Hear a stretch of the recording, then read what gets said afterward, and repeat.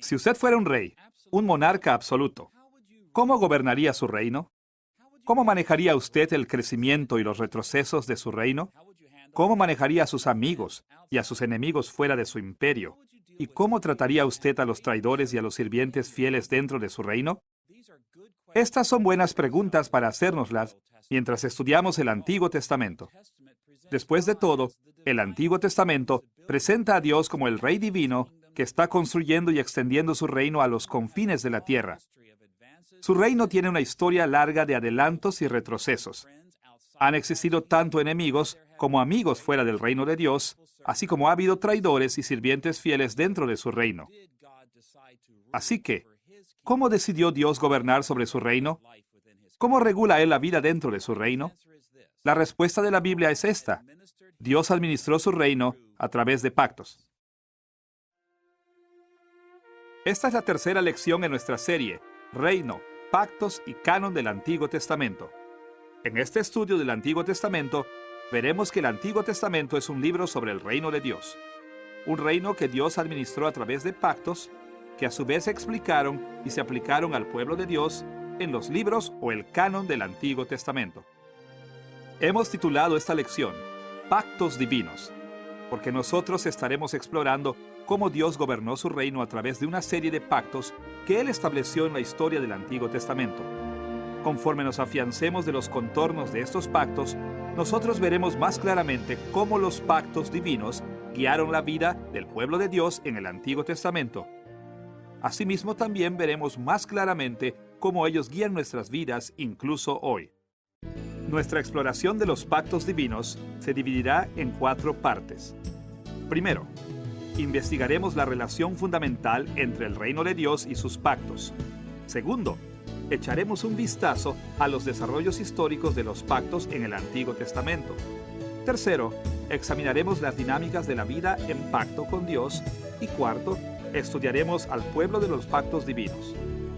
Volvámonos primero a la conexión entre el reino de Dios y sus pactos. En nuestra última lección, mencionamos el hecho de que el Antiguo Testamento entero está unificado por el tema de que el reino de Dios venga a la tierra como en el cielo. En esta lección veremos que el concepto de pacto también está muy cerca del corazón de la fe del Antiguo Testamento. La importancia de los pactos en el Antiguo Testamento es evidente de muchas maneras, incluyendo el hecho de que el término que normalmente se traduce como pacto, brit en hebreo, aparece unas 287 veces. La prominencia del término pacto en este libro sobre el reino de Dios nos lleva a una pregunta importante. ¿Cómo se relacionaron los pactos divinos con el reino de Dios? ¿Cuál es la relación entre estos dos conceptos bíblicos tan básicos? Para contestar estas preguntas veremos 2 puntos. Primero, presentaremos algunos descubrimientos arqueológicos recientes que nos dan un trasfondo para entender la naturaleza fundamental de los pactos bíblicos. Y segundo, veremos cómo estos descubrimientos nos ayudan a entender la conexión bíblica entre el reino de Dios y sus pactos. Simplemente empecemos describiendo algunos descubrimientos arqueológicos recientes que son relevantes para nuestro estudio de los pactos bíblicos. Una de las cosas más notables sobre el Antiguo Testamento es que no es un cuento de hadas. Los acontecimientos que encontramos descritos allí realmente tuvieron lugar en el tiempo y en el espacio en el mundo antiguo del Medio Oriente. Y una de las cosas más emocionantes sobre estudiar el Antiguo Testamento en nuestros días es el hecho de que nosotros tenemos el privilegio de saber mucho más sobre ese mundo antiguo de la Biblia a través de la reciente arqueología que lo que los cristianos sabían en el pasado. Y como resultado, a menudo encontramos que nuestro entendimiento del Antiguo Testamento es reforzado por este conocimiento del trasfondo. Esto es verdaderamente cierto cuando se trata de entender los pactos del Antiguo Testamento. En el último siglo, se hicieron muchos descubrimientos sobre las culturas que rodeaban al antiguo Israel que nos han ayudado mucho a entender los pactos bíblicos. Muchos escritos antiguos diferentes nos ayudan a entender los pactos más a fondo, pero para nuestros propósitos, uno de los descubrimientos más importantes es un grupo de escritos conocidos como Tratados Imperiales de Vasallaje. El término vasallo significa siervo, o en este caso, siervo del emperador. Un tratado imperial de vasallaje era un acuerdo internacional hecho entre un gran emperador, por un lado, y un rey y nación de menor jerarquía por el otro. Dentro de estos tratados, el rey y nación de menor jerarquía servían como vasallos del gran emperador. El mundo antiguo de la Biblia era un mundo de imperios, y de muchas maneras, esta realidad política dominó en las tierras del cercano oriente de la antigüedad, de tal manera que estableció la manera de pensar de las personas sobre casi todo en la vida. Esto fue una verdad contundente con respecto a la manera en que los imperios se establecieron, se mantuvieron y se administraron. En el mundo antiguo, grandes reyes como los faraones de Egipto, los reyes poderosos de los hititas o los emperadores asirios extendían sus reinos conquistando o anexando naciones y ciudades-estado más débiles. Por supuesto, no todas las relaciones internacionales se manejaban exactamente de la misma manera, pero muchas de ellas fueron formalizadas y se manejaron a través de lo que ahora nosotros llamamos tratados imperiales de vasallaje. Los tratados imperiales de vasallaje son importantes para los estudios del Antiguo Testamento por muchas razones. Pero nosotros estamos interesados particularmente en una idea principal. Los tratados imperiales de vasallaje fueron diseñados por reyes para la administración de sus reinos. Ahora, para tener una idea de cómo eran estos arreglos imperiales, ayudaría a describir el contenido de los tratados imperiales de vasallaje típicos. Fuera de pocas excepciones, los rasgos formales de estos tratados antiguos siguieron un modelo triple predecible. Primero, los tratados fueron introducidos por un enfoque en la benevolencia real, el favor que el emperador había mostrado a sus vasallos. Ellos empezaron con un preámbulo en el que el rey se identificó él mismo como glorioso, un rey digno de alabanza. Y en ciertas fases en la historia, el preámbulo fue seguido por un prólogo histórico en el que el rey describió muchas cosas buenas que él había hecho para las personas. La segunda gran porción de los tratados imperiales de vasallaje se enfocó en el requisito de lealtad vasalla. Expusieron los tipos de obediencia requeridos de los vasallos del emperador. Se desplegaron listas de reglas y normas para explicar cómo se esperaba que los vasallos vivieran bajo el dominio del imperio. La tercera gran porción de los tratados imperiales de vasallaje llamó la atención a las consecuencias de lealtad y deslealtad de los vasallos. Se les prometieron grandes bendiciones o premios a los siervos fieles, pero a los siervos infieles se les amenazó con maldiciones o diversos castigos de parte de sus emperadores. Ahora, también aparecen otros elementos en estos tratados. Por ejemplo, se constituyó la provisión para mantener seguro el documento del tratado y se pedía la ayuda de testigos divinos para vigilar que ambas partes de los tratados los cumplieran. Pero el corazón de la relación emperador-vasallo puede ponerse de esta manera. Los grandes reyes expresaron su benevolencia hacia reyes y naciones vasallas de menor jerarquía. Los emperadores requerían servicio fiel de sus vasallos debido al favor que ellos habían mostrado, y ellos observaron muchas consecuencias positivas y negativas de la lealtad y deslealtad de sus vasallos. Como veremos, estos tres rasgos centrales de los tratados imperiales de vasallaje nos ayudarán a entender la naturaleza de los pactos del Antiguo Testamento más claramente y cómo se relacionan con el reino de Dios. Teniendo en mente el concepto básico de los tratados imperiales de vasallaje, estamos en posición de ver qué ayuda nos ofrecen al examinar las conexiones entre los pactos y el reino.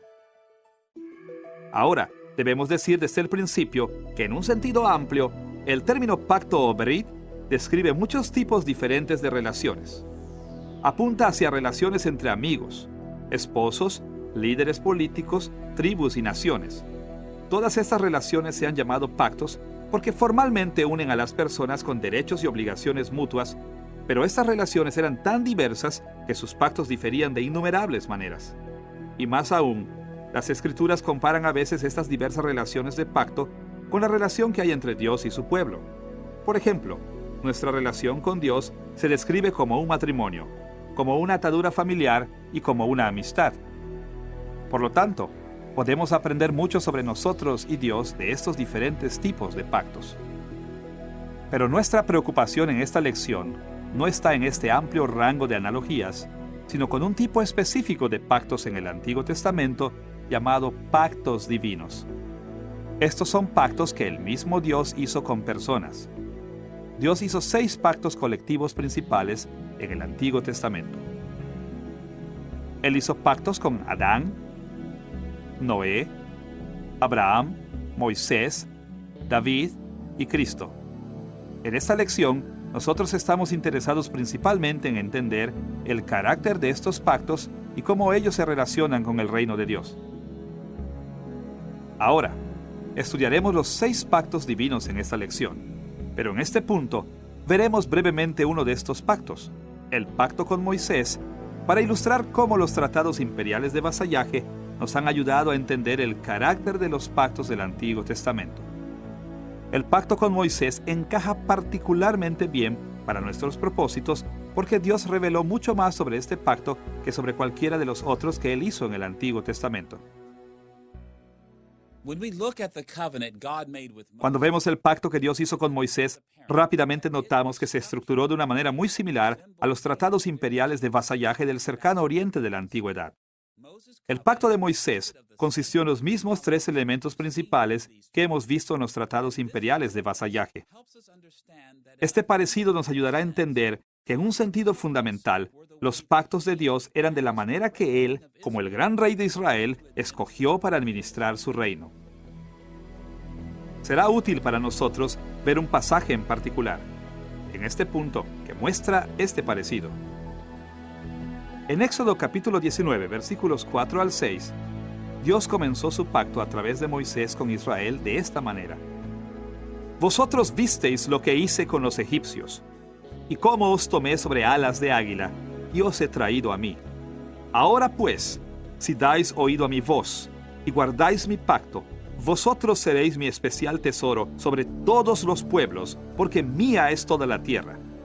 Vosotros me seréis un reino de sacerdotes y gente santa. Estos versículos abren la escena donde Dios entró en pacto con Israel cuando la nación se reunió al pie del monte Sinaí en su éxodo hacia la tierra prometida.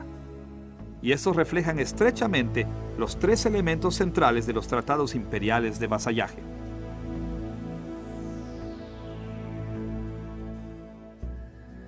Usted recordará que los tratados imperiales de vasallaje tenían 3 cuestiones principales: la presentación de la benevolencia real, el requisito de lealtad vasalla y las consecuencias de lealtad y deslealtad. De una manera muy interesante, las mismas 3 cuestiones aparecen en el pacto de Moisés, como se presentaron en Éxodo capítulo 19, versículos 4 al 6. Primero, Dios le recordó a Israel de su benevolencia divina, demostrada cuando Dios en su gracia los libró de la esclavitud en Egipto. Como Él dijo en Éxodo capítulo 19, versículo 4, vosotros visteis lo que hice con los egipcios, y cómo os tomé sobre alas de águila, y os he traído a mí. Como los emperadores del cercano oriente de la antigüedad, Dios les recordó a los israelitas que Él había sido su rey benévolo. Él había hecho cosas grandes al librar a Israel de Egipto, y estaba en el contexto de su benevolencia hacia su pueblo el hecho de que se ofreció a entrar en un pacto con ellos. Segundo, Dios pidió lealtad humana hacia Él. Observe de nuevo en Éxodo capítulo 19, versículo 5. Ahora pues, si dais oído a mi voz, y guardáis mi pacto, vosotros seréis mi especial tesoro sobre todos los pueblos, porque mía es toda la tierra. Como los emperadores del cercano oriente de la antigüedad, Dios pidió lealtad de sus vasallos humanos. Aunque el pacto de Moisés estaba basado en la misericordia de Dios y no en las buenas obras humanas, aún así, Dios les pidió a sus siervos que fueran fieles. Y la ley de Moisés reveló muchas de las maneras en que ellos debían mostrar su lealtad. Se esperaba que las personas obedecieran las normas del pacto. Tercero, el pacto de Moisés también trajo consigo consecuencias de la lealtad y deslealtad del pueblo de Dios. Este elemento se expresa claramente en Éxodo capítulo 19, versículos 5 y 6. Ahora pues, si dais oído a mi voz y guardáis mi pacto, vosotros seréis mi especial tesoro sobre todos los pueblos, porque mía es toda la tierra.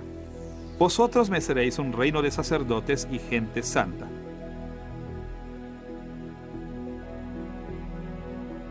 Como los emperadores del cercano oriente de la antigüedad, Dios dejó claro que si las personas eran fieles, recibirían grandes bendiciones. Serían una posesión valorada, un reino de sacerdotes. Y por consecuente, si eran infieles, no recibirían esta gran bendición, mas por el contrario, se maldecirían. Así que, vemos que el modelo triple de tratados imperiales de vasallaje aparece en el pacto de Dios con Moisés. De la misma manera que los emperadores afirmaban ser benévolos con sus vasallos, cuando Dios entró en pacto con Israel, primero estableció la benevolencia divina que se había mostrado a Israel. El pacto estableció las expectativas de lealtad humana hacia Dios. Y el pacto especificó las consecuencias de bendiciones y maldiciones que las personas podrían esperar si eran fieles o desleales a Dios. El hecho de que el pacto mosaico reflejó estos elementos de los tratados imperiales de vasallaje demuestra que a un nivel muy básico, cuando Dios hizo pacto con su pueblo, se mostró a sí mismo ante Israel como su gran rey, su emperador, y que él quería que su pueblo pensara en sí mismo como sus vasallos. Los pactos divinos del Antiguo Testamento eran esencialmente acuerdos reales. El reino y los pactos van de la mano porque los pactos eran los medios por los que Dios gobernaba sobre su reino. Fueron parte fundamental de la administración del reino de Dios y llevan al reino de Dios hacia su destino de extenderse a los confines de la tierra. Ahora que hemos visto que los pactos divinos tenían la función fundamental de regular la vida en el reino de Dios, pasemos a nuestro segundo tema, el desarrollo histórico de los pactos en el Antiguo Testamento.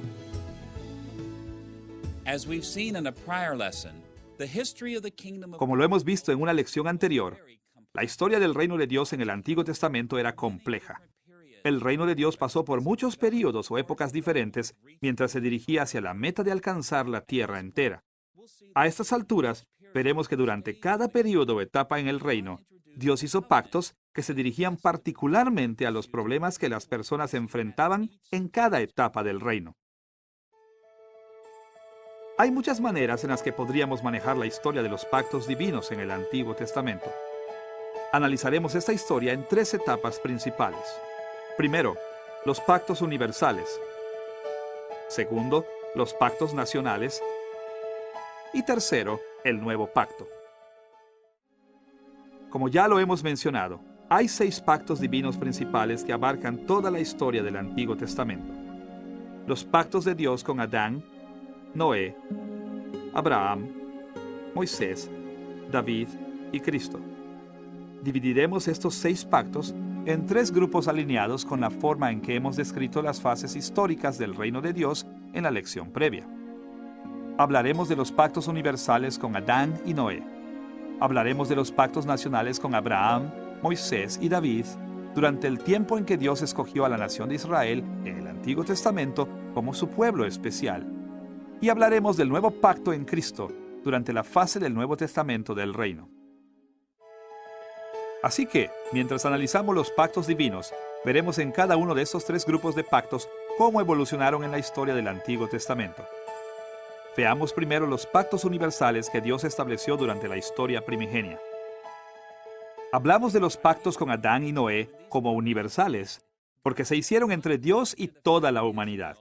Durante el período primigenio, cuando estos pactos fueron hechos, Dios no había identificado a Israel todavía como su pueblo especial, por lo que Adán y Noé representaban a todas las personas de cada tribu y nación.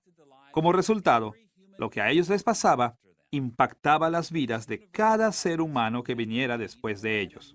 Estos pactos universales suplieron toda necesidad en la administración del reino durante el período primigenio.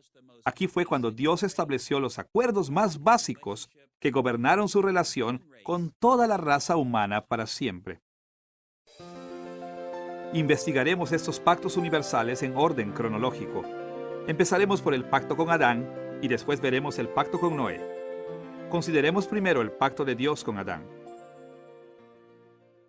Como todos sabemos, Adán fue el primer ser humano que Dios creó. Así que cuando hablamos del pacto con Adán, nos estamos refiriendo al período más antiguo de la historia humana que nos podamos imaginar. Y no nos sorprende cuando encontramos que las enseñanzas de la Biblia sobre el pacto de Adán se enfocan en algunas de las dimensiones más básicas o fundamentales de la vida humana. El pacto con Adán aparece en los relatos de la creación encontrados en los primeros 3 capítulos de Génesis. Debemos mencionar que algunos cristianos no están de acuerdo en que Dios hizo un pacto formal con Adán. La mayoría de estos creyentes basan sus puntos de vista en el hecho de que el término pacto realmente no aparece en los primeros 3 capítulos de Génesis, y algunos también argumentan que no pueden encontrarse los contornos básicos de los pactos divinos en estos capítulos. No obstante, 3 puntos de evidencia sugieren fuertemente que Dios de hecho estableció un pacto con Adán como el representante de la humanidad. Primero, como lo veremos más adelante en esta lección, los elementos básicos de los pactos divinos están presentes en Génesis capítulos 1 al 3. Una segunda evidencia de que Dios entró en pacto con Adán se encuentra en Oseas capítulo 6, versículo 7. Allí encontramos estas palabras: pero ellos, cual Adán, o la humanidad como podría traducirse, violaron el pacto. Allí han pecado contra mí. Este pasaje compara la maldad de Israel con el pecado de Adán en el jardín de Edén, y habla de que ambos rompieron el pacto. Israel había roto el pacto de la misma manera que la humanidad lo había hecho en el jardín de Edén. Una tercera evidencia de que Dios entró en pacto con Adán aparece en Génesis capítulo 6, versículo 18, que es el primer pasaje en la Biblia donde el término pacto realmente aparece. Dios habló a Noé de esta manera: pero estableceré mi pacto contigo. Este pasaje es significativo, porque el término traducido estableceré normalmente no significa iniciar o comenzar un pacto, sino confirmar un pacto que ya existe. El pacto de Noé se presentó como una confirmación de un pacto previamente existente, que vendría siendo el pacto que Dios hizo con Adán. Le llamemos o no al arreglo divino con Adán un pacto, está claro que Dios entró en una relación solemne con Adán que representó a toda la raza humana. El enfoque de este acuerdo o pacto con Adán era establecer las características más fundamentales de la relación entre Dios y la humanidad. Por esta razón, podemos llamarlo un pacto de fundamentos. En este pacto, Dios puso los modelos fundamentales de vida para todos los seres humanos que viven en su mundo. Dios decretó que Adán y Eva sirvieran como las imágenes reales y sacerdotales de Dios y extendieran su reino a los confines de la tierra. Ellos fueron probados y fallaron. Sufrieron por su rebelión, pero se les dio esperanza. Para abreviar, el pacto con Adán situó los parámetros de la relación de la humanidad con Dios para siempre. Estableció los fundamentos de nuestro rol en su reino. El segundo pacto universal es el pacto de Dios con Noé. Hay mucho que podría decirse sobre este pacto, pero nosotros simplemente presentaremos algunas de las cuestiones más centrales que saltan al primer plano en el relato bíblico. El pacto con Noé también se estableció en el período primigenio del reino de Dios e involucró algunas de las cuestiones más básicas que enfrenta toda la humanidad. Antes del diluvio, en los días de Noé, Dios indicó que el día vendría en que Él haría un pacto con Noé. Escuche lo que Dios dijo en Génesis capítulo 6, versículo 18. Pero estableceré mi pacto contigo, y tú entrarás en el arca con tus hijos, tu mujer y las mujeres de tus hijos. Como ya lo hemos mencionado, el pacto de Noé no era un pacto nuevo con sus propias bases. Realmente era la consolidación, es decir, la continuación del pacto o arreglo que Dios había hecho con Adán. ¿Cuál fue el énfasis de este pacto con Noé? Encontramos la respuesta a esta pregunta después del diluvio, cuando Dios realmente hizo el pacto. En Génesis capítulo 9, versículos 9 al 11, leemos esta parte del pacto. Yo establezco mi pacto con vosotros y con vuestros descendientes después de vosotros, con todo ser viviente que está con vosotros, y no volveré a exterminar a todos los seres vivos con aguas de diluvio. Como vemos aquí, el pacto de Dios con Noé influyó en cada criatura viviente a partir de aquel tiempo de maneras muy importantes. El pacto de Noé fue presentado para asegurar estabilidad en el orden creado, y por esta razón se llama debidamente un pacto de estabilidad. Como usted recordará, en una lección anterior vimos que cuando Noé y su familia dejaron el arca, Dios reconoció que la humanidad estaba severamente propensa hacia el pecado y reveló una estrategia a largo plazo para cumplir los propósitos de su reino. Como leemos en Génesis capítulo 8, versículos 21 y 22. Al percibir Jehová olor grato, dijo en su corazón: No volveré a maldecir la tierra por causa del hombre, porque el corazón del hombre se inclina al mal desde su juventud. Ni volveré a destruir todo ser viviente como he hecho. Mientras la tierra permanezca, no cesarán la sementera y la siega, el frío y el calor, el verano y el invierno, el día y la noche. Para asegurar esta estrategia, Dios estableció su pacto con Noé y prometió que la naturaleza permanecería estable para que la raza humana pudiera alcanzar su destino en este mundo caído. Este pacto universal, como el pacto con Adán, estableció estructuras básicas para la existencia humana que aplican a todas las personas en todos los lugares y tiempos. Ahora que hemos visto cómo Dios estableció el orden básico de su reino y aseguró sus propósitos del reino a través de los pactos con Adán y Noé, debemos enfocar nuestra atención en el período del reino donde Israel en el Antiguo Testamento pasó a una fase central. Conforme el reino de Dios pasó de la historia primigenia al período en el que Dios se enfocó principalmente en la nación de Israel, Dios estableció 3 pactos nacionales. Nosotros podemos llamar debidamente a estos pactos nacionales, porque estaban especialmente enfocados en Israel como el pueblo especial escogido por Dios. Analizaremos los pactos nacionales en orden cronológico y empezaremos con el pacto con Abraham, siguiendo con Moisés y finalmente con David. Debido a que el primer pacto nacional se hizo con Abraham, Abraham se reconoce como el padre de todo Israel. Nosotros encontramos referencias explícitas al pacto de Abraham en Génesis capítulos 15 y 17. La primera mención del pacto de Dios con Abraham aparece en Génesis capítulo 15, versículo 18. Aquel día hizo Jehová un pacto con Abraham diciendo.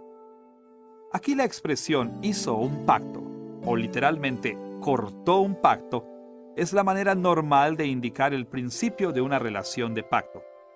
Y entonces, varios años después, Dios clarificó su pacto con el patriarca. En Génesis capítulo 17, versículos 1 y 2, leemos estas palabras. Yo soy el Dios Todopoderoso. Anda delante de mí y sé perfecto. Yo haré un pacto contigo y te multiplicaré en gran manera. En este pasaje, Dios confirmó o estableció el pacto que había comenzado con Abraham en Génesis capítulo 15. Esta es la misma terminología que vimos en Génesis capítulo 6, versículo 18, cuando Dios confirmó con Noé el pacto que había hecho previamente con Adán. El pacto con Abraham fue importante porque apartó al pueblo de Israel de entre muchas naciones de la tierra, para ser los instrumentos especiales de Dios para traer su reino celestial a toda la tierra. El primer paso en este proceso fue crear una visión para la nación, prometiéndole a Abraham una gran multitud como descendencia, así como una patria para construir el reino. Y por esta razón puede caracterizarse como un pacto de promesa. Como leemos en Génesis capítulo 15, versículo 18. Aquel día hizo Jehová un pacto con Abraham diciendo, a tu descendencia daré esta tierra. Y en Génesis capítulo 17, versículo 2. Yo haré un pacto contigo y te multiplicaré en gran manera. Estas promesas del pacto crearon una visión permanente para todas las esperanzas de Israel como el pueblo del reino de Dios. Después de que la tribu de Israel había emigrado a Egipto y había sufrido allí esclavitud, Dios los trajo a una segunda fase del pacto nacional, el pacto con Moisés. El pacto con Moisés estaba estrechamente unido al pacto con Abraham y en muchos aspectos iba más allá del pacto abrahámico. Moisés no se veía a sí mismo comenzando algo totalmente nuevo. Al contrario, frecuentemente Moisés recurrió al pacto con Abraham como la base de su propio trabajo del reino. Escuche la manera en que Moisés intercedió ante Dios en nombre de la nación en Éxodo capítulo 32, versículo 13. Acuérdate de Abraham, de Isaac y de Israel tus siervos, a los cuales has jurado por ti mismo y les has dicho: yo multiplicaré vuestra descendencia como las estrellas del cielo, y le daré a vuestra descendencia toda esta tierra de que os he hablado, y ellos la poseerán como heredad para siempre. El pacto nacional con Moisés no era un pacto nuevo que reemplazó el pacto con Abraham.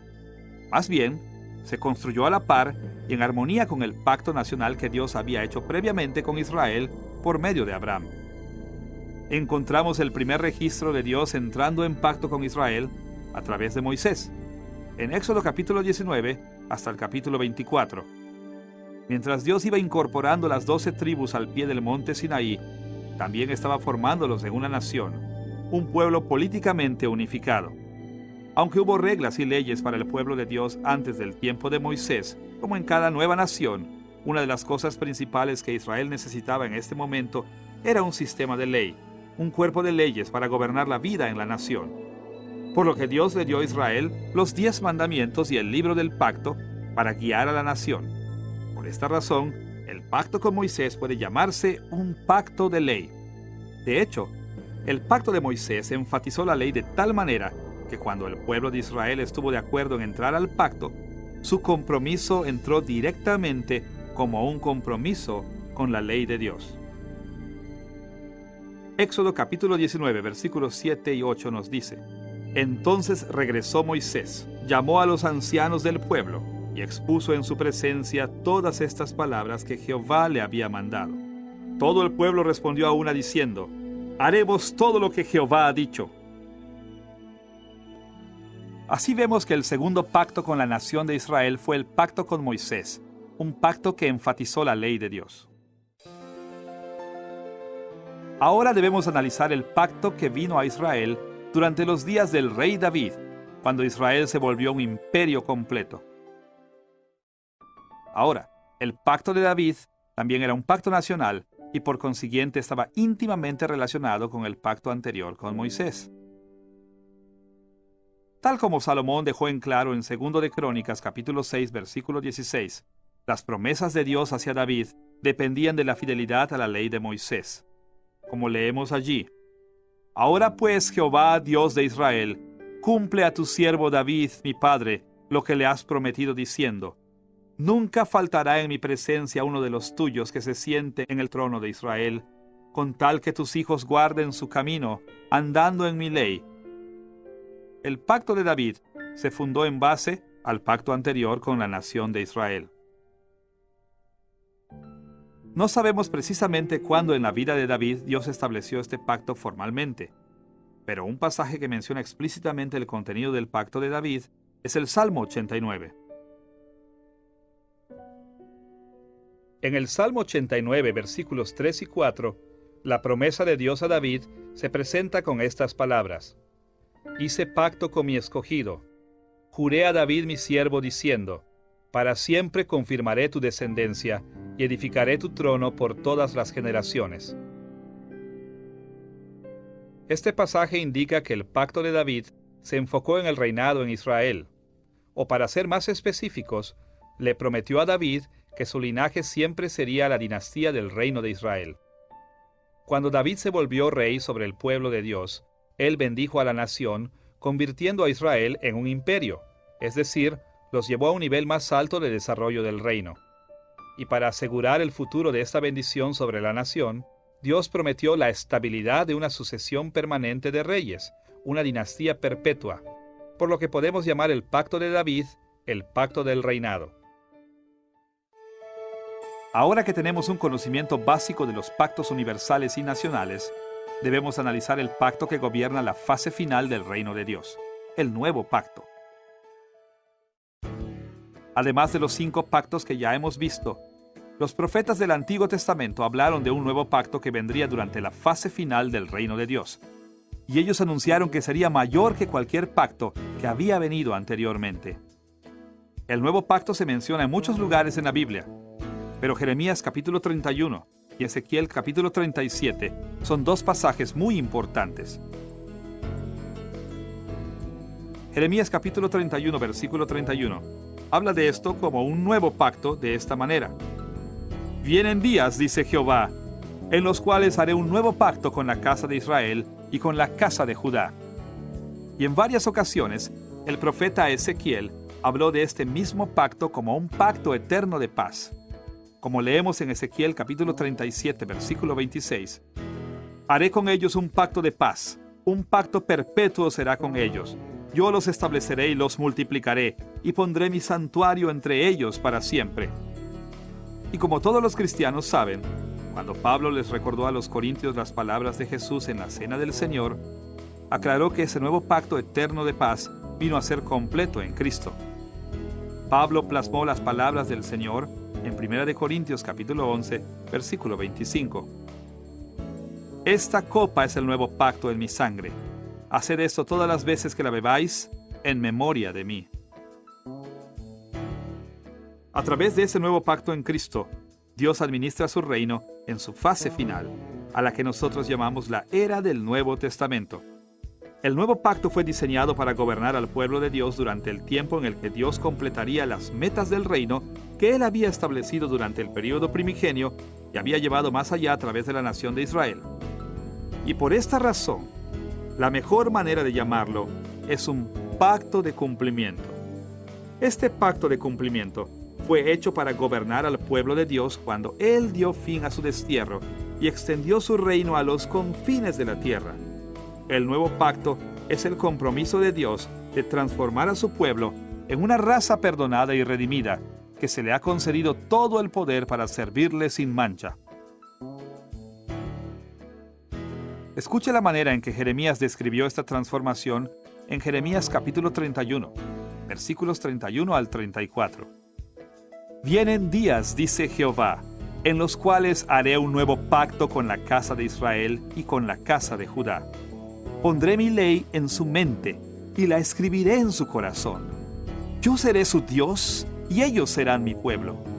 Y no enseñará más ninguno a su prójimo, ni ninguno a su hermano, diciendo, conoce a Jehová, porque todos me conocerán, desde el más pequeño de ellos hasta el más grande, dice Jehová.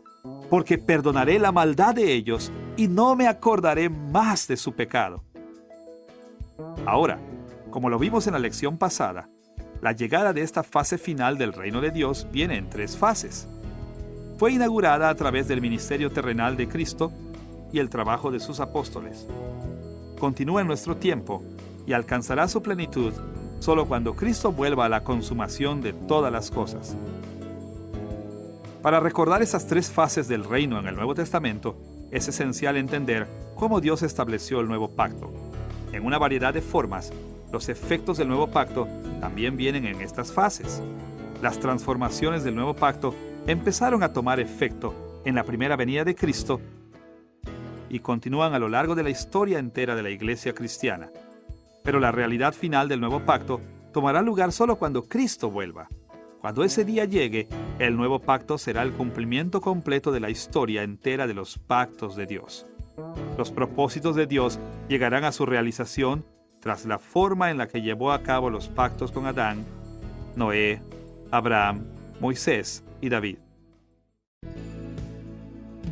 Habiendo visto que los pactos son los medios por los que Dios administra su reino a lo largo de la historia, nosotros debemos pasar a nuestro tercer tema, la dinámica de los pactos. ¿Cómo gobernó cada pacto las interacciones entre Dios y su pueblo? Ahora, antes de que podamos contestar estas preguntas, necesitamos resaltar un punto importante. Algunos pasajes tratan más directamente con las ocasiones en que Dios entró o confirmó formalmente sus pactos, y estos pasajes atraen la atención del énfasis particular de cada pacto. Pero hay mucho más que puede aprenderse sobre la dinámica de la vida del pacto que va más allá de este énfasis. El pacto de Adán enfatizó ciertos modelos fundamentales establecidos al comienzo del mundo. El pacto de Noé dio énfasis a la estabilidad de la naturaleza. El pacto de Abraham acentuó la promesa de Dios. El pacto de Moisés dio énfasis a la ley de Dios. El pacto de David resaltó la dinastía davídica como la familia real especialmente escogida por Dios. Y el nuevo pacto enfatizó el cumplimiento. Pero estos énfasis no son descripciones comprensivas de la vida del pacto. Ellos mencionan exclusivamente ciertos momentos culminantes. Para ver un cuadro más completo de la dinámica de vivir en pacto, debemos reconocer que la vida en pacto con Dios involucró mucho más que estos énfasis. La relación del pacto de Adán con Dios no solamente concernió a cuestiones fundamentales. Durante el período de Noé, la interacción entre la humanidad y Dios involucró mucho más que la estabilidad de la naturaleza. La relación con Dios durante el período de Abraham trajo consigo mucho más que la promesa. Dios manejó la época de Moisés con más en mente que su ley. Dios se relacionó con su pueblo durante la época de David, tomando en cuenta algo más que la dinastía de David. Y la vida con Dios en el nuevo pacto es más compleja que como lo indica el énfasis en su cumplimiento. Conforme analicemos la vida del pacto, veremos que todos los pactos divinos siguen el mismo acuerdo básico, la estructura triple que ya hemos visto en los tratados imperiales de vasallaje del cercano oriente de la antigüedad. La dinámica de vivir en pacto con Dios siempre involucró la benevolencia de Dios, el requisito de lealtad humana y consecuencias de la lealtad y deslealtad humana. Para explicar la dinámica de pactos del Antiguo Testamento, veremos cómo estos tres elementos aparecen en cada pacto del Antiguo Testamento. Primero, veremos los pactos primigenios universales. Segundo, veremos estas dinámicas en los pactos nacionales que Dios hizo con Israel en el Antiguo Testamento. Y tercero, veremos cómo estas dinámicas están presentes en el nuevo pacto en Cristo. Veamos primero los pactos universales primigenios. Durante la historia primigenia, Dios estableció un pacto de fundamentos con Adán y un pacto de estabilidad natural con Noé. Pero la vida bajo estos pactos también involucró un amplio rango de cuestiones que pueden resumirse como benevolencia divina, lealtad humana y consecuencias de la lealtad y deslealtad humana. Analizaremos brevemente cómo esto es cierto para cada uno de los pactos primigenios. Primero el pacto con Adán y después el pacto con Noé. En primer lugar, Dios mostró mucha benevolencia hacia el primer hombre y mujer, aún antes de que ellos pecaran. Él preparó al mundo para la humanidad y lo llevó del caos a un orden precioso. Formó un paraíso espléndido y puso a Adán y Eva dentro de él, dándoles todo tipo de privilegios. Estos actos de bondad prepararon el camino para el primer arreglo del pacto de Dios con la raza humana. En segundo lugar, el pacto con Adán requirió también de la lealtad humana. Dios probó su lealtad con el árbol del conocimiento del bien y del mal, además de exigir a Adán y a Eva servirlo como sus imágenes. Como Él ordenó en Génesis capítulo 2, versículos 16 y 17. Y mandó Jehová a Dios al hombre diciendo: de todo árbol del huerto podrás comer, pero del árbol del conocimiento del bien y del mal no comerás. Indiscutiblemente, se requirió de lealtad humana en la vida del pacto durante el período del pacto de Adán. Y en tercer lugar, había consecuencias por la lealtad y deslealtad de Adán y Eva. Claramente Dios dijo a Adán y Eva que ellos sufrirían las consecuencias de la maldición si eran desleales y comían del fruto prohibido. Como Dios les dijo en Génesis capítulo 2, versículo 17: porque el día que de él comas, ciertamente morirás. Y por consecuencia, si Adán y Eva hubieran pasado la prueba, habrían sido enormemente bendecidos por servir a Dios y extender su reino. Así que, la relación del pacto de Adán con Dios también tuvo consecuencias por la lealtad y deslealtad. Ahora, lo que fue una realidad para Adán y Eva, también fue una realidad para sus descendientes. La vida con Dios continuó involucrando benevolencia divina, lealtad humana y consecuencias.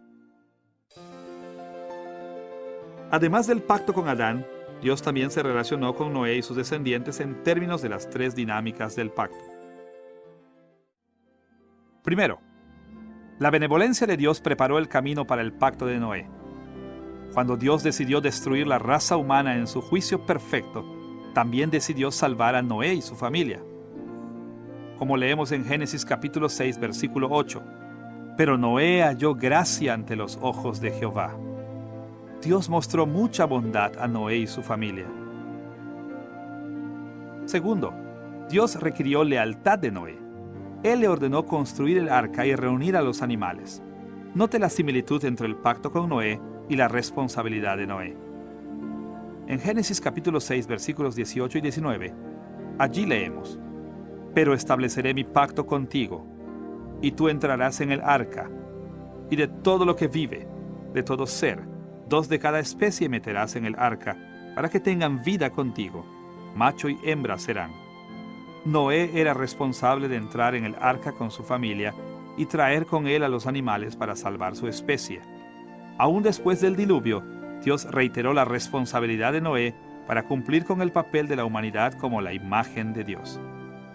En Génesis capítulo 9, versículo 7, Él dijo, entre otras cosas: Mas vosotros fructificad y multiplicaos, procread abundantemente en la tierra y multiplicaos en ella.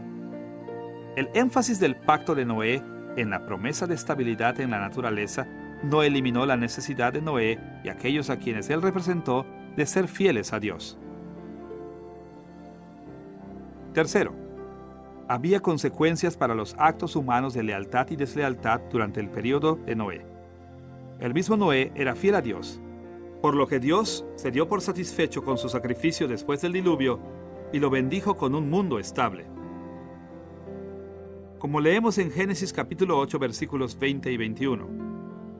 Luego edificó Noé un altar a Jehová, y tomando de todo animal limpio y de toda ave limpia, ofreció holocausto en el altar. Al percibir Jehová olor grato, dijo en su corazón: No volveré a maldecir la tierra por causa del hombre, porque el corazón del hombre se inclina al mal desde su juventud, ni volveré a destruir todo ser viviente, como he hecho. Pero Dios también dejó en claro que la rebelión contra él tendría severas consecuencias de maldición. Por ejemplo, en Génesis capítulo 9, versículo 6, Dios habló de la maldición que vendrá a los asesinos. El que derrame la sangre de un hombre, por otro hombre su sangre será derramada. Las 3 dinámicas de la vida del pacto también continuaron a través de los descendientes de Noé.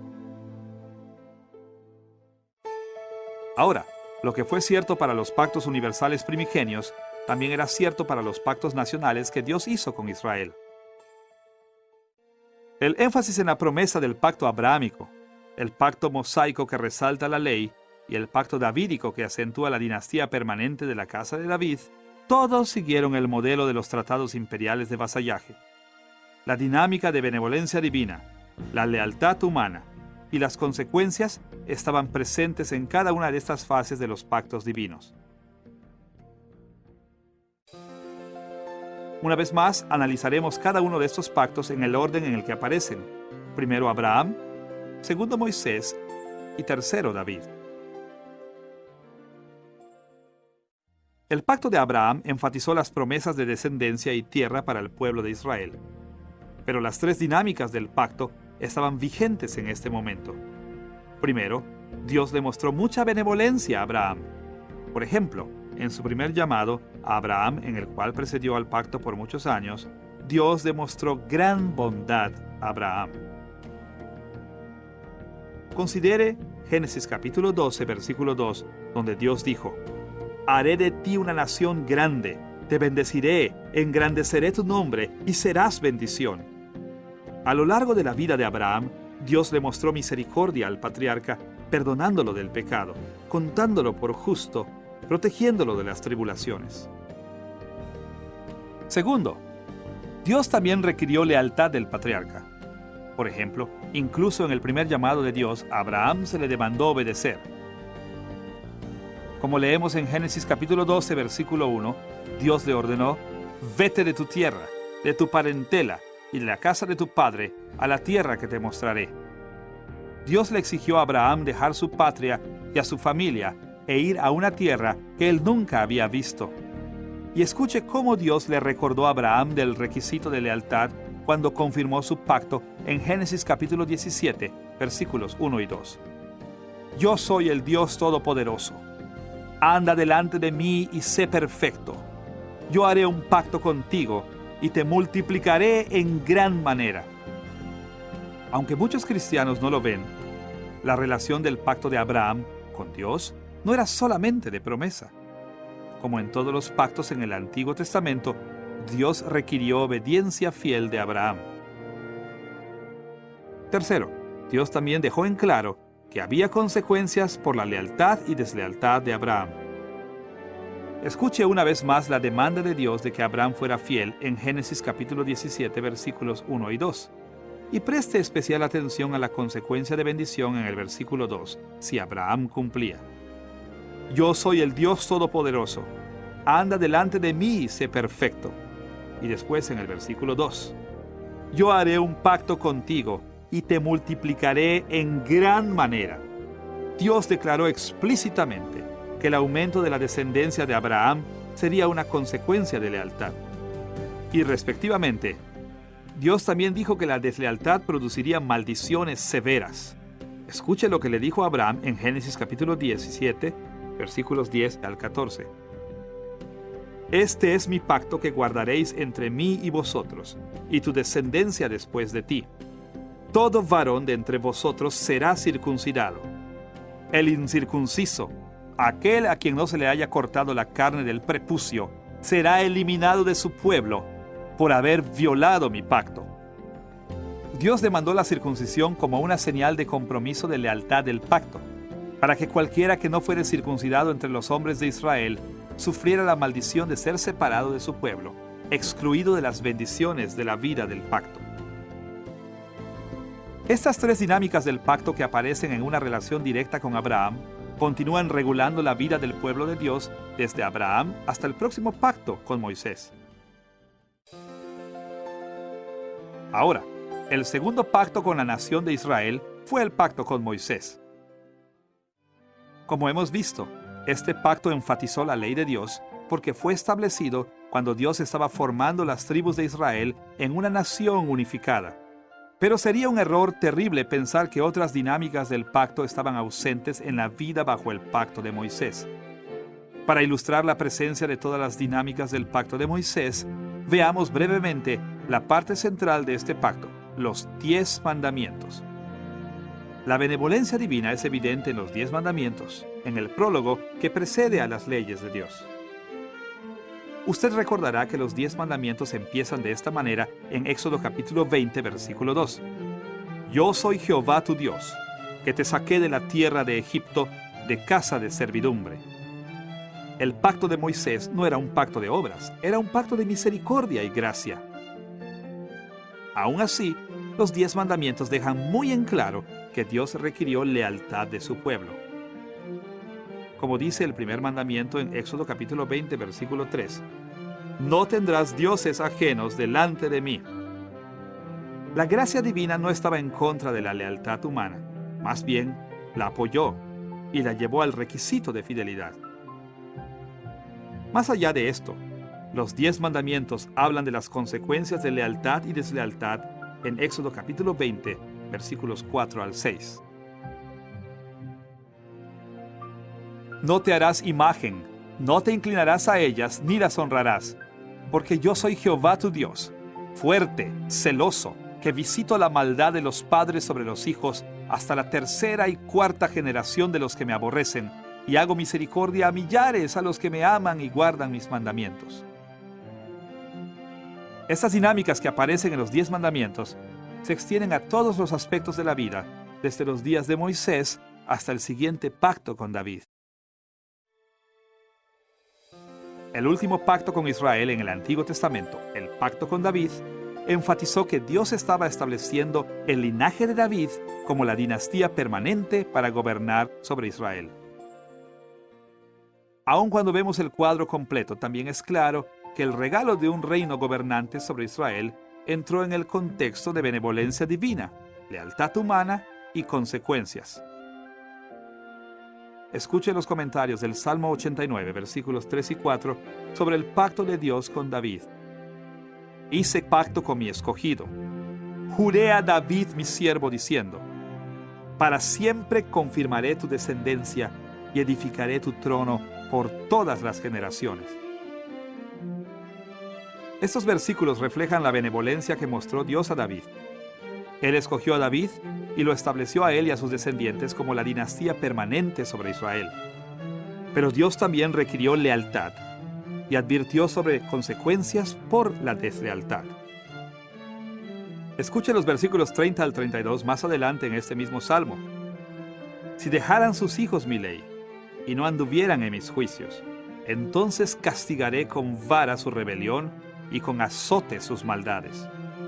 Si los hijos de David abandonaran las leyes de Dios, ellos serían castigados severamente. Por otro lado, grandes bendiciones vendrían a los hijos de David que fueran fieles a Dios. Cuando leemos la historia de Israel desde el día de David hasta el final del Antiguo Testamento, es evidente que estas dinámicas continuaron caracterizando la vida del pacto. Así que, las tres dinámicas del pacto aparecen en cada uno de los pactos corporativos divinos de Israel en el Antiguo Testamento. Con las dinámicas de la vida en los pactos universales y nacionales en mente, nosotros estamos listos para pasar al nuevo pacto, el pacto de cumplimiento. El destino del reino de Dios administrado a través de los pactos del Antiguo Testamento alcanzó su clímax a través de la obra de Cristo de establecer el nuevo pacto. Aún así, como en todos los otros pactos divinos, las dinámicas básicas de los pactos bíblicos son evidentes en el nuevo pacto en Cristo. En primer lugar, el nuevo pacto involucra benevolencia divina. Dios prometió mostrar gran bondad a su pueblo desterrado cuando Él estableció el nuevo pacto. Como se lee en Jeremías capítulo 31, versículo 34, porque perdonaré la maldad de ellos y no me acordaré más de su pecado. En esta y muchas otras maneras, el nuevo pacto claramente muestra la gran misericordia de Dios. Al mismo tiempo, la lealtad humana también es un factor en el nuevo pacto. Dios no promete anular sus leyes ni exenta a nadie de obedecerlas. Al contrario, Él sigue requiriendo lealtad.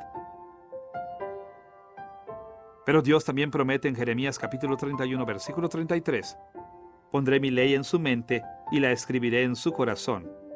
Es decir, Dios dará a su pueblo un amor por su ley para que ellos deseen obedecerlo seriamente. Y finalmente, las consecuencias de lealtad también son evidentes. Como Jeremías capítulo 31, versículo 33 continúa, «Yo seré su Dios, y ellos serán mi pueblo». Esta fórmula ofreció seguridad de que Dios le traería grandes bendiciones a su pueblo, porque ellos cumplirían con las obligaciones de este pacto. Ahora, como ya lo hemos dicho en esta lección, también debemos recordar que el nuevo pacto entra en efecto en tres fases, siguiendo el modelo de la fase final del reino de Dios en Cristo. El nuevo pacto se inauguró en la primera venida de Cristo y sus apóstoles. A lo largo de la historia de la Iglesia, el nuevo pacto continúa dando fruto en una variedad de maneras a través del poder de Cristo que opera en la Iglesia. Y el nuevo pacto alcanzará su realización cuando Cristo vuelva en gloria a la consumación de los tiempos. Primero, el nuevo pacto se inaugura porque Cristo terminó su ministerio terrenal. Cristo fue fiel a todos los requisitos del pacto. Desde su nacimiento nunca desobedeció a su Padre Celestial.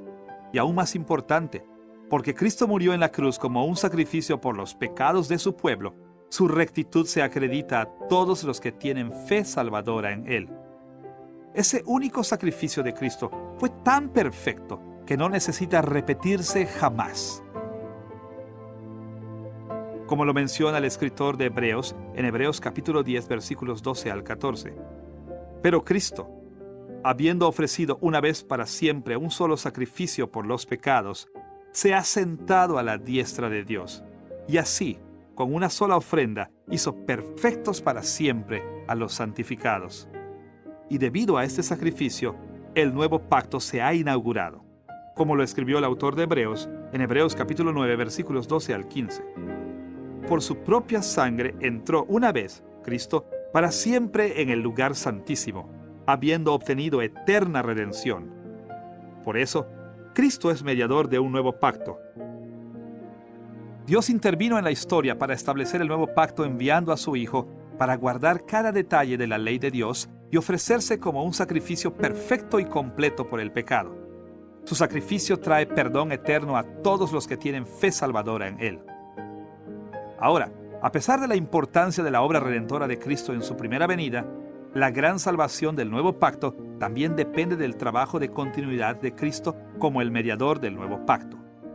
Día a día, Cristo intercede en nombre de su pueblo ante el trono de su Padre en el cielo. De nuevo, el escritor de Hebreos apuntó hacia esa realidad. En Hebreos capítulo 7, versículos 24 y 25, él escribió: Pero este, por cuanto permanece para siempre, tiene un sacerdocio inmutable. Por eso puede también salvar perpetuamente a los que por él se acercan a Dios, viviendo siempre para interceder por ellos. Porque Él reina e intercede por nosotros, podemos estar seguros de que Cristo traerá a todos los que tienen fe salvadora en Él a través de las tribulaciones y problemas que enfrentamos ahora. Y finalmente, porque Cristo ha pagado por nuestros pecados y ha continuado intercediendo en nuestro nombre, nosotros podemos estar seguros que un día Él volverá y traerá la consumación de las promesas del nuevo pacto. Como lo ha explicado el escritor de Hebreos en Hebreos capítulo 9, versículo 28.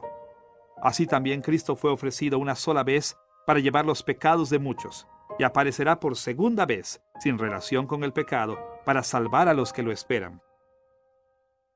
Cuando ese día venga, cada persona que ha confiado en Cristo recibirá la santidad completa y el regalo de la vida eterna en el reino eterno de Dios, de los nuevos cielos y la nueva tierra. Así que vemos que conforme hemos leído sobre los pactos en la Biblia, seremos sabios al recordar los énfasis distintivos de cada período del pacto, pero también debemos tener presente que había mucho más para la vida con Dios que estos énfasis distintivos. Cada fase de la vida en pacto con Dios involucraba el rango completo de las dinámicas del pacto. Ahora que hemos visto cómo la vida en pacto con Dios siempre trae consigo la dinámica triple de benevolencia divina, lealtad humana y consecuencias, debemos pasar a nuestro tema final, el pueblo del pacto. ¿Quiénes eran las personas de los pactos de Dios? ¿Quién estaba incluido y excluido de los pactos divinos? ¿Cómo se relacionaron todas estas personas con las dinámicas de los pactos de Dios? Para contestar estas preguntas, mencionaremos dos asuntos. Primero, examinaremos las divisiones de la humanidad. Y segundo, veremos la aplicación de las dinámicas del pacto a estas diversas divisiones de la humanidad. Veamos primero las maneras en que la raza humana está dividida con respecto a los pactos de Dios.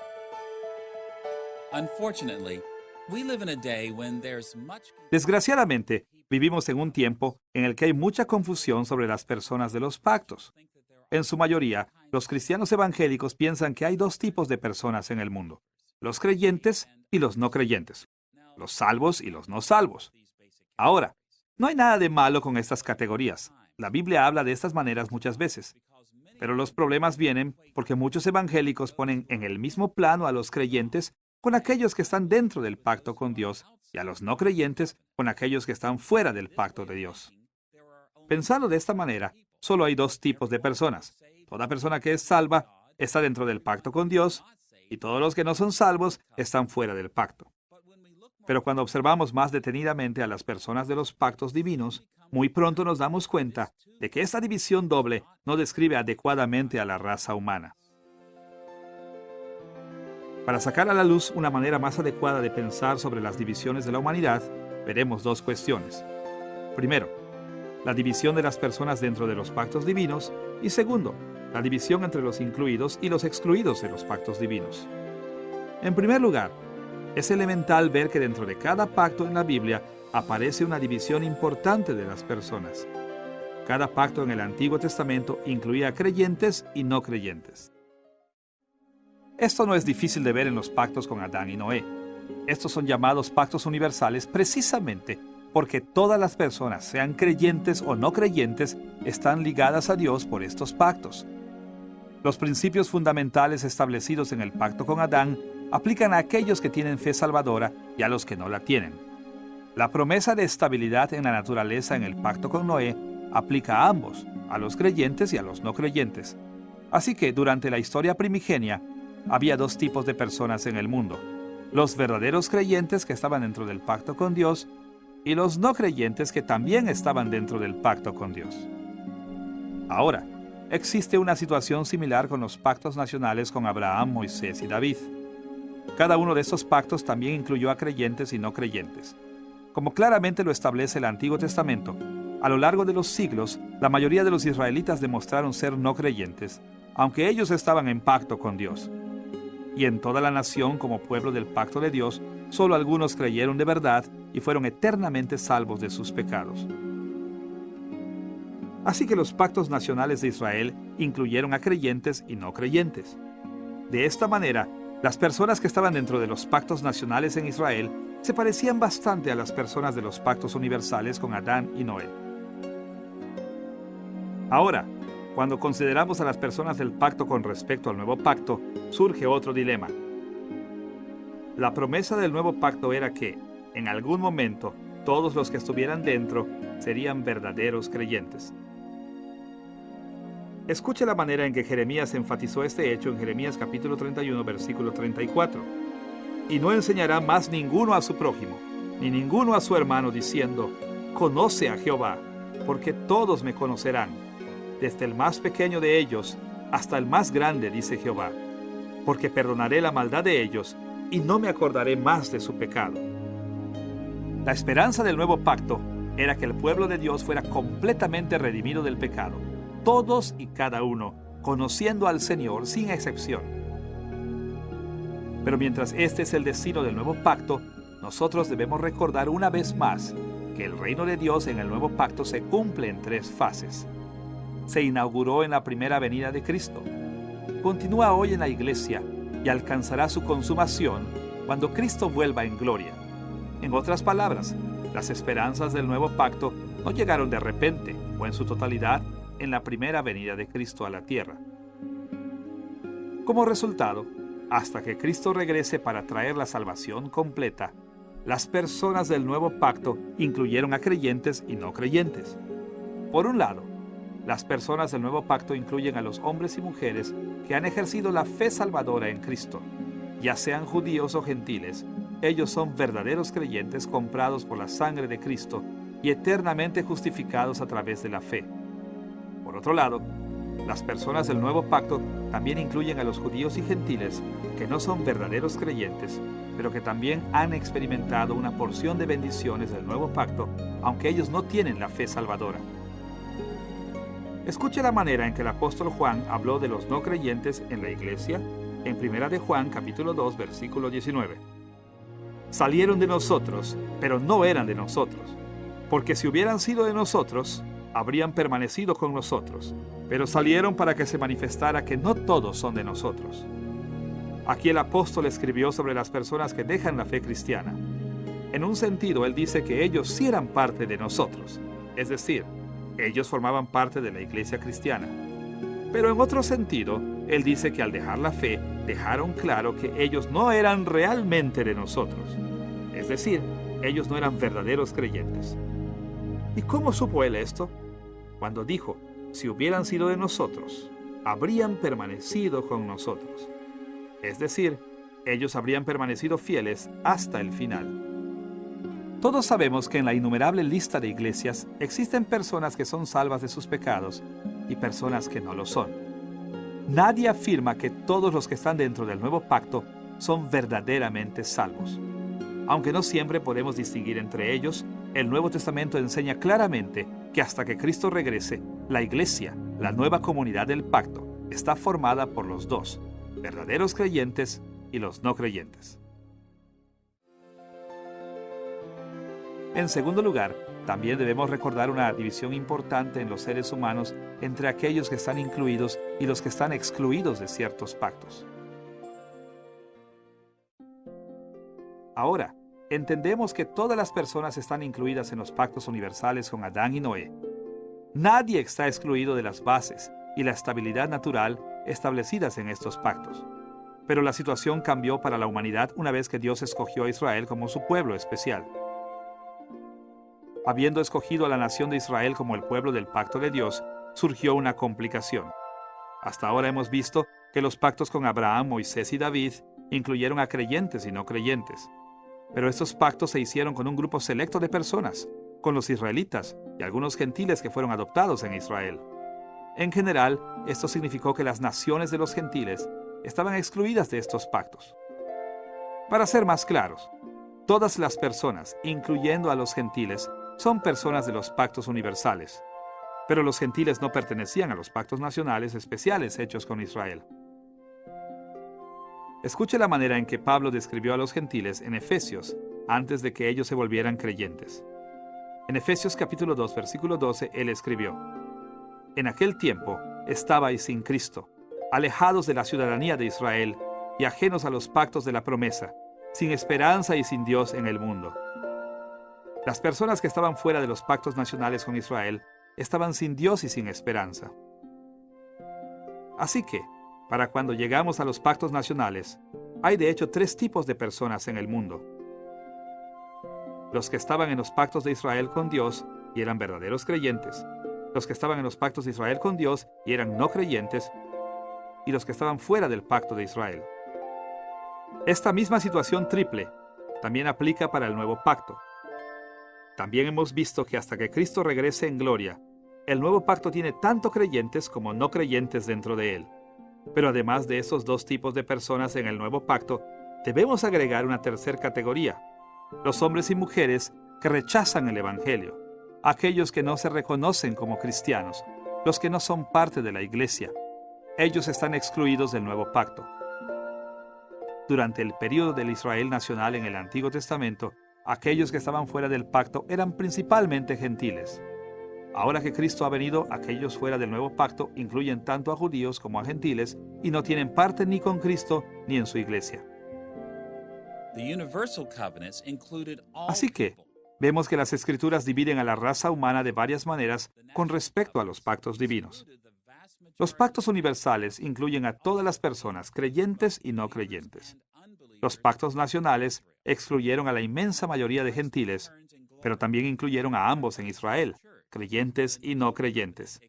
Y hasta que Cristo regrese y purifique su iglesia, el nuevo pacto excluye a los judíos y gentiles que no tienen parte en la fe cristiana, pero también incluye a creyentes y no creyentes. Ahora que hemos visto cómo la humanidad está dividida en varios grupos en lo que se refiere a los pactos de Dios, estamos listos para pasar a otro punto: cómo las dinámicas de los pactos, la benevolencia divina, la lealtad humana y las consecuencias de lealtad y deslealtad aplicaron a estos diferentes grupos. Mientras leemos el Antiguo Testamento buscando entender su significado original y cómo aplicarlo a nuestros días, es importante recordar que ambos, los israelitas del Antiguo Testamento que primero leyeron el Antiguo Testamento y nosotros los cristianos que lo leemos ahora, enfrentamos una división tripartita similar a la de la raza humana: los que están fuera del pacto, los que no creen en el pacto y los creyentes en el pacto. Esto significa que si nosotros esperamos entender cómo aplicó la dinámica de pacto a las personas que vivieron en los días de Israel en el Antiguo Testamento y después relacionar esas dimensiones de significado original a nuestros días, debemos siempre pensar en términos de estos tres tipos de personas. Primero, debemos considerar a los no creyentes excluidos de los pactos nacionales con Israel y a los no creyentes excluidos del nuevo pacto. Segundo, los no creyentes incluidos en los pactos nacionales con Israel y los no creyentes incluidos en el nuevo pacto. Y tercero, los verdaderos creyentes incluidos en los pactos nacionales con Israel y los verdaderos creyentes incluidos en el nuevo pacto. Veamos primero cómo las dinámicas del pacto aplican a los no creyentes que fueron excluidos de los pactos con Israel y del nuevo pacto. Debido a que estos no creyentes de hecho viven como personas perdidas que participan en los pactos universales con Adán y Noé, sus vidas son influenciadas por las tres dinámicas de los pactos.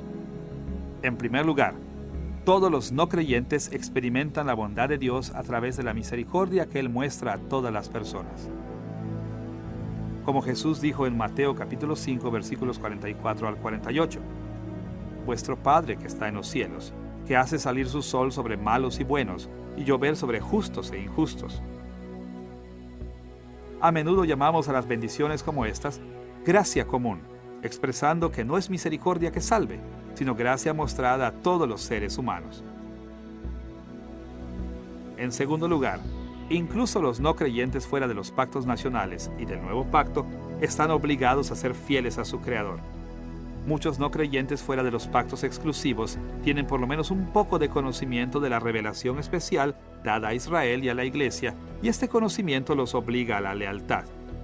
Incluso aún aquellos que no tienen ningún conocimiento específico del Antiguo Testamento o de la fe del Nuevo Testamento tienen una comprensión básica de sus obligaciones para servir a Dios, que viene como una revelación general o natural. Como Pablo lo expuso en Romanos capítulo 1, versículo 20. Lo invisible de Él, su eterno poder y su deidad, se hace claramente visible desde la creación del mundo y se puede discernir por medio de las cosas hechas. Por lo tanto, no tienen excusa. Así que, incluso los no creyentes fuera de los pactos exclusivos tienen una obligación básica de rendir culto y servir a su Creador. En tercer lugar, los no creyentes fuera de los pactos nacionales y del nuevo pacto afrontan consecuencias por sus acciones. En momentos, Dios les concede bendiciones temporales a estos no creyentes cuando ellos viven según su verdad.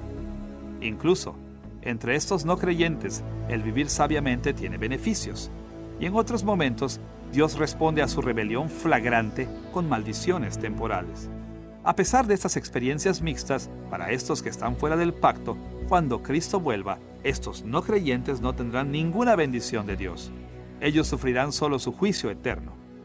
En estos aspectos, los no creyentes fuera de los pactos nacionales de Israel y los no creyentes excluidos del nuevo pacto hoy viven las dinámicas de los pactos universales.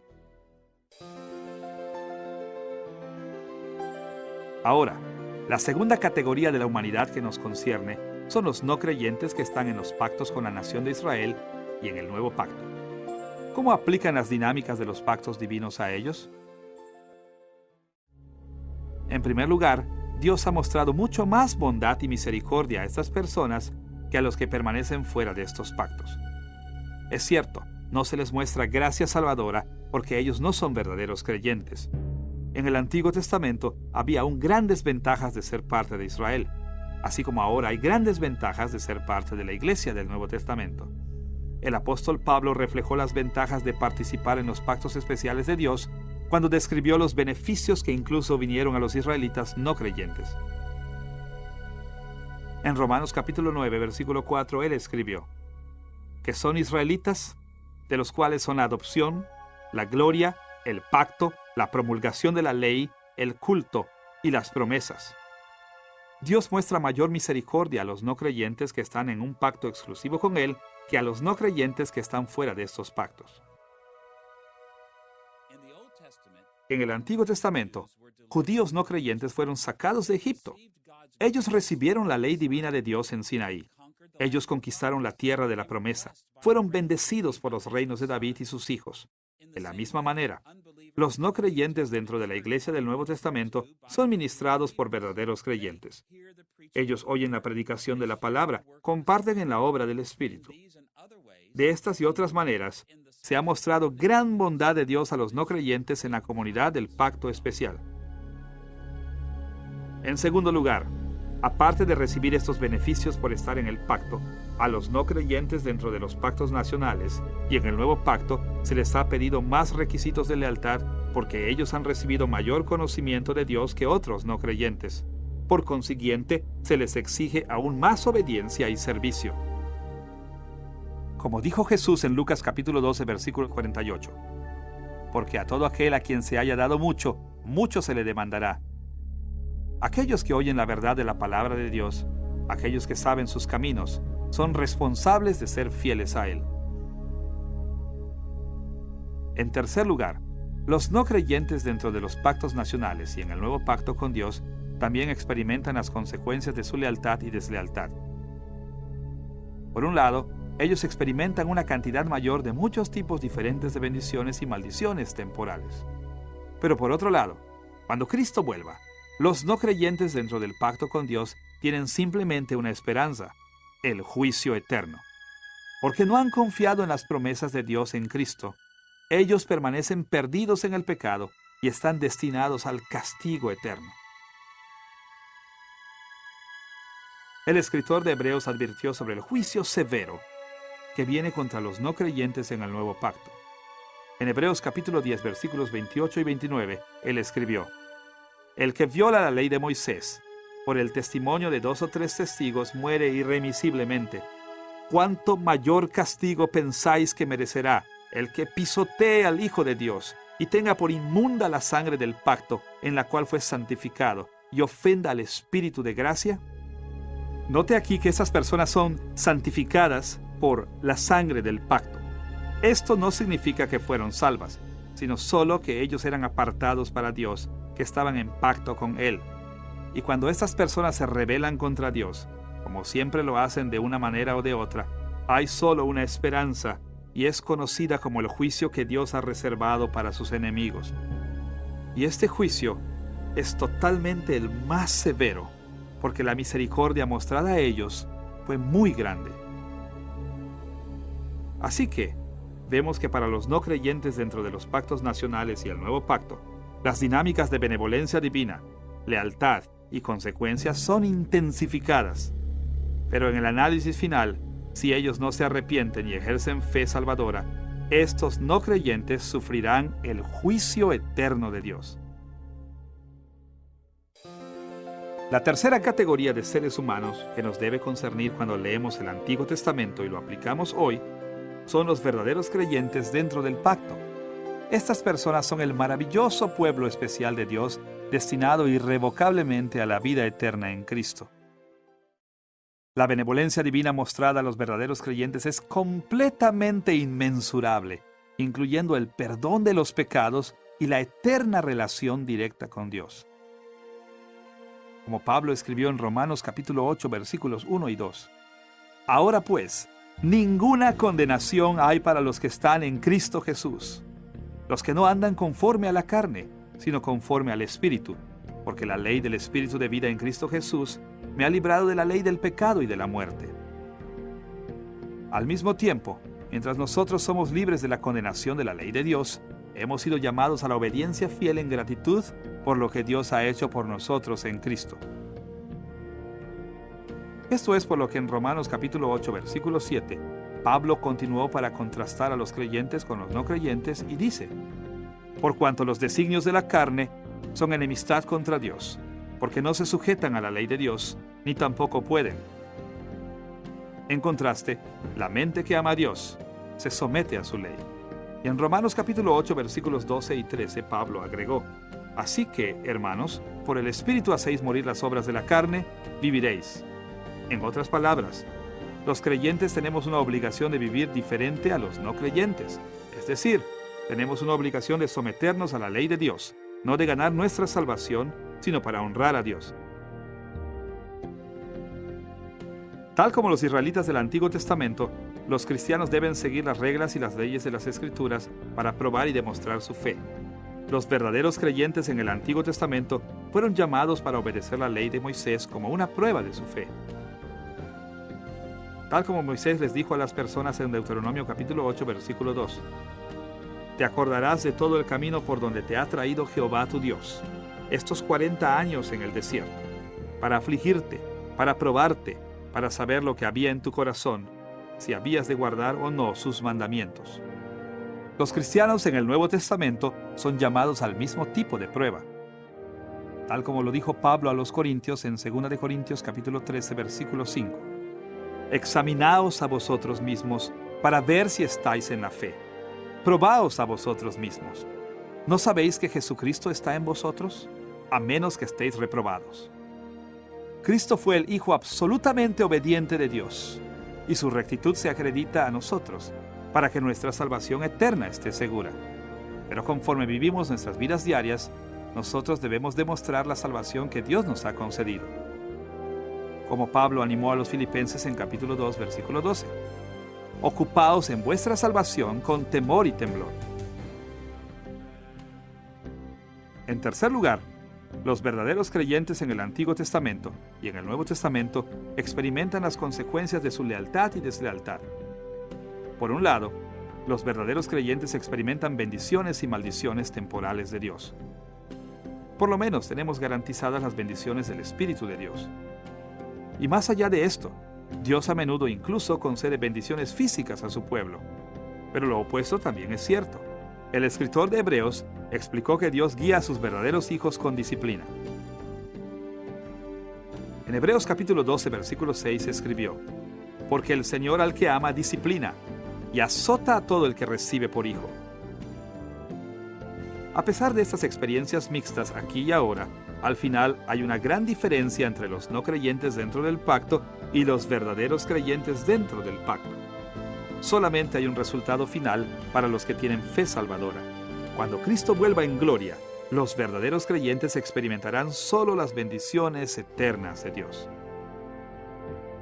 Como leemos en Apocalipsis capítulo 21, versículo 7, «El vencedor heredará todas las cosas, y yo seré su Dios, y él será mi hijo».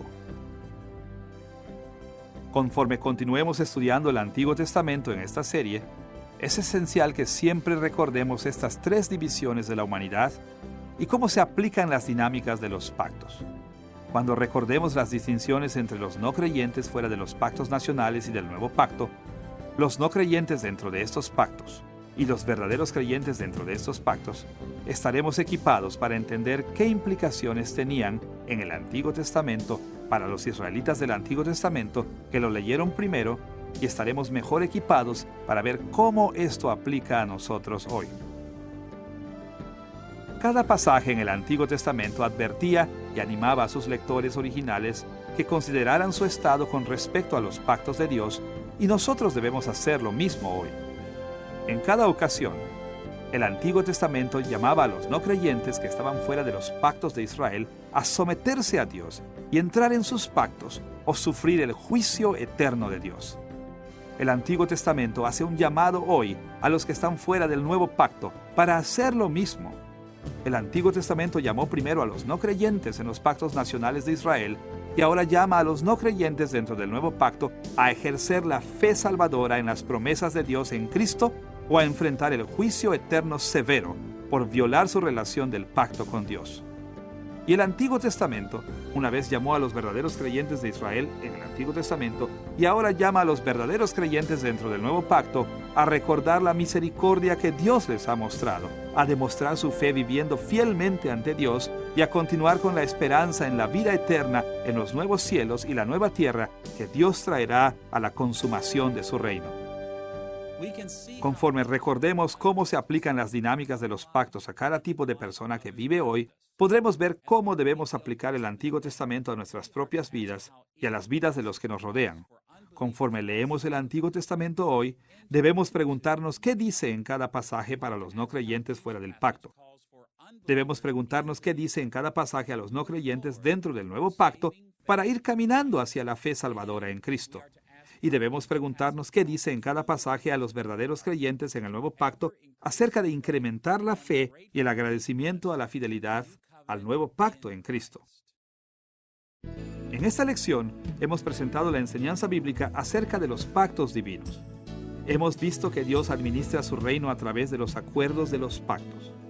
Hemos visto cómo cada pacto en el Antiguo Testamento enfatizó cosas particulares que el reino requirió en las fases diferentes de su historia.